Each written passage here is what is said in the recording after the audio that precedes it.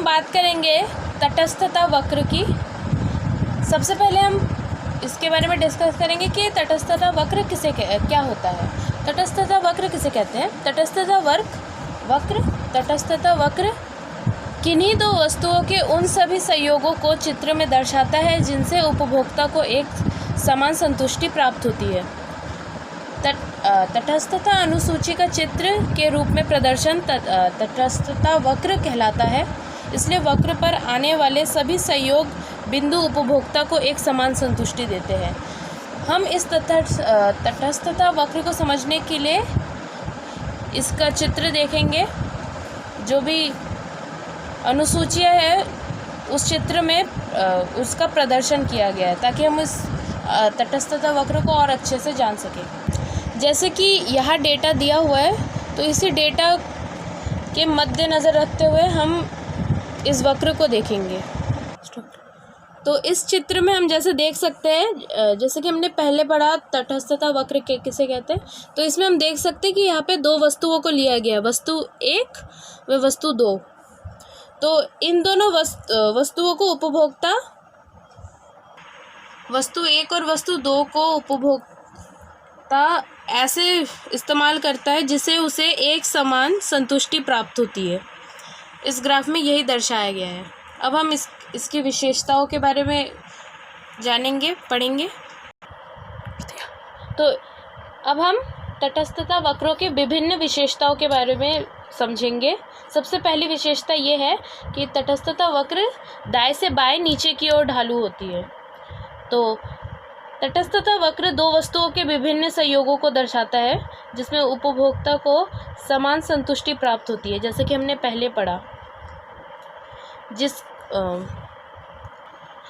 जिसका यह अर्थ है कि यदि उपभोक्ता एक वस्तु मान लेते हैं x की अधिक मात्रा उपभोग करना चाहता है, तो उसे दूसरी वस्तु जो मानते हैं y की कुछ मात्रा का परित्याग करना होगा।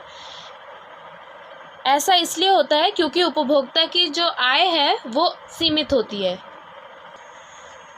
तो इससे हमें समझ आया कि तटस्थता वक्र दाएं से बाएं नीचे की ओर ढालू क्यों होता है। अगला तटस्थता वक्र सदा मूल बिंदु की ओर उन्नतोदर होता है। तटस्थता वक्र जो है वो सामान्यतः मूल बिंदु की ओर उन्नतोदर होता है। जैसे जैसे उपभोक्ता किसी वस्तु की अधिक मात्रा का उपभोग करता है, वह इसके लिए दूसरी वस्तु की मात्रा का घटती दर से ही त्याग करने को तैयार होता है ताकि संतुष्टि का स्तर पहले जैसा बना रहे। तो इसलिए तटस्थता वक्र सदा मूल बिंदु की ओर उन्नतोदर होता है। तो घटती सीमांत प्रतिस्थापन की दर का कारण ये है कि एक वस्तु की अतिरिक्त मात्रा प्राप्त करने से उसकी सीमांत उपयोगिता घटती जाती है। इसी कारण उपभोक्ता इस वस्तु की अतिरिक्त इकाई को पाने के लिए दूसरी वस्तु की मात्रा घटती दर से छोड़ने को ही तैयार होता है।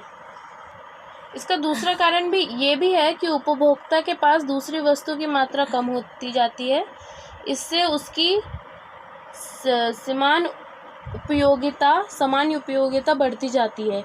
इस कारण भी वह दूसरी वस्तु छोड़ने जाने वाली वस्तु की इकाइयों की मात्रा घटती दर से छोड़ने के लिए तैयार होता है। तो इस ग्राफ से हमें ये पता चलता है कि तटस्थता वक्र सदा मूल बिंदु की ओर से उन्नतोदर होता है। जैसे कि इस ग्राफ में हम देख सकते हैं कि घटती सीमांत प्रतिस्थापन की दर की अवधारणा को चित्र के द्वारा स्पष्ट किया गया है। चित्र में जब उपभोक्ता संयोग A व B संयोग पर जाता है तो वह वस्तु X की अतिरिक्त इकाई लेने के लिए Y वस्तु की इकाई त्याग करने को तैयार है। अब वह X वस्तु की एक और इकाई के लिए वह Y वस्तु की केवल 2 इकाई छोड़ने को तैयार है, इकाइयों से कम है। इसी प्रकार X वस्तु की अगली इकाई जो चौथी इकाई को पाने के लिए अब वह y वस्तु की और भी कम मात्रा यानी केवल एक इकाई ही छोड़ने को तैयार है। स्पष्ट है सीमांत प्रतिस्थापना की दर घटती जाती है और हमें पता है कि सीमांत प्रतिस्थापना की दर क्यों घटती जाती है। जैसे कि हमने अभी पढ़ा था कि एक वस्तु की अतिरिक्त मात्रा प्राप्त करने के लिए उसे सीमांत उपभोक्ता घटती जाती है। इसकी तीसरी विशेषता ये है कि ऊंचा तटस्थता वक्र अधिक संतुष्टि प्रदान करता है। तो तटस्थता वक्रों की एक विशेषता ये भी होती है कि कोई भी एक मूल बिंदु से जितना अधिक दूर होगा उससे उतनी ही अधिक संतुष्टि प्राप्त होती है, जैसे कि हम यहाँ देख सकते हैं। तो इस निम्नलिखित चित्र पर जैसा कि हम देख सकते हैं IC1 व IC2 है, तटस्थता वक्र दिखाए गए हैं। संयोग A व B, IC पहला व दूसरा पर स्थित है। संयोग B संयोग A की तुलना में अधिक व संतुष्ट प्रदान करता है, क्योंकि संयोग B में जो कि ऊंचे तटस्थता वक्र पर स्थित है दोनों ही वस्तुओं की मात्रा अधिक है।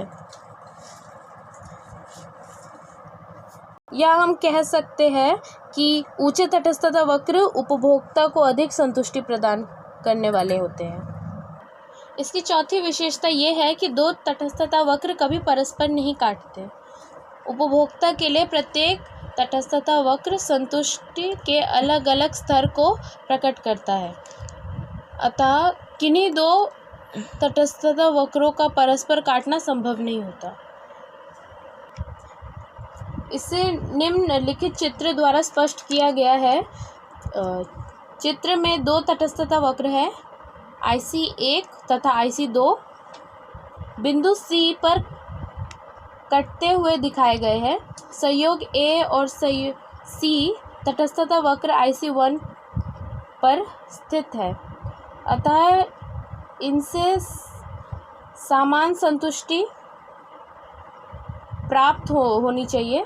इस प्रकार संयोग B व C जो कि तटस्थता वक्र IC2 पर स्थित है भी समान संतुष्टि प्रदान करने वाले हैं। इस प्रकार यहाँ पर A से मिलने वाले संतुष्टि C के समान है और B से मिलने वाली संतुष्टि बिंदु C के समान है। संयोग A संयोग B से श्रेष्ठ है क्योंकि इसमें दोनों वस्तुओं की मात्राएं संयोग B की तुलना में अधिक है। A संयोग B की तुलना में मूल बिंदु से अधिक दूरी पर स्थित है, इसलिए स्पष्ट है तटस्थता वक्र परस्पर नहीं काट सकते।